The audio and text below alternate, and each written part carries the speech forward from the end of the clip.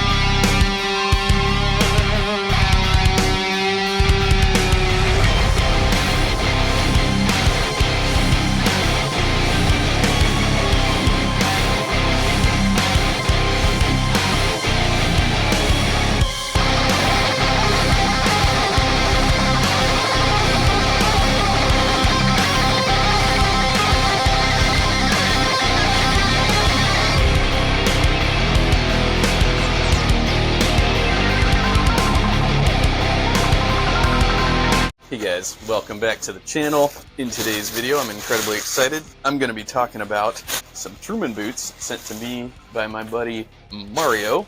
This is going to be a custom order that he did.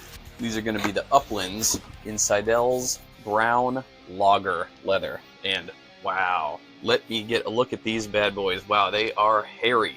This is insane. This is so cool, this leather. Dang. So I have a swatch here from Seidel. This is their light mocha Adirondack. And as you can see, the smooth side has got some grain on this side. But the reverse side is like a nice mocha brown suede. But I'm not sure that the camera is capturing this, but it is not nearly as hairy as this brown logger leather. According to Truman, brown logger is a rough-out leather with substantial veg retanning from Seidel.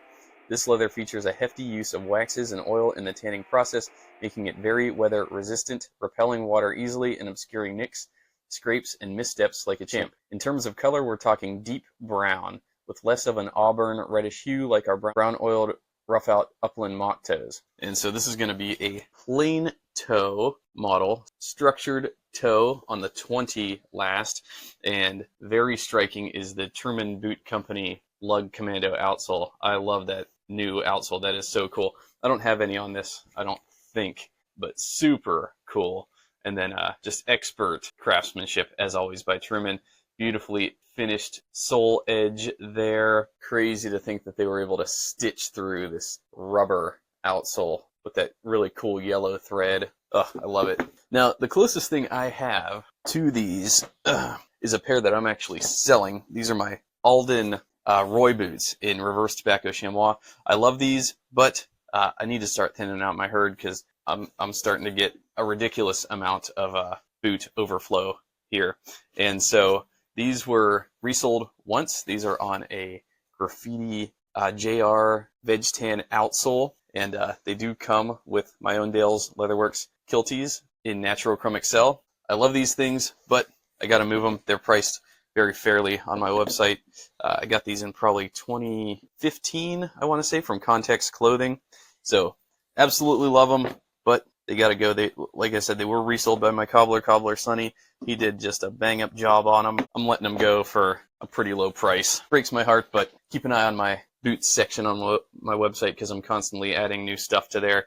Not to mention, I just threw on a bunch of new boots from my friend Jen at Weaver Crafted onto there too. So yeah, the tongue on this, I'm not sure what that is. It's definitely not this Adirondack leather. I have a bunch of swatches here from Seidel, bison walnut. Yeah, like this Adirondack, this definitely has the reddish hues going on. I'm not sure the camera is going to be capturing that very well. Very similar in appearance to like the Auburn would be these Grant Stone field boots in walnut bison. And as you look really closely at these, you see the reddish auburn notes coming through.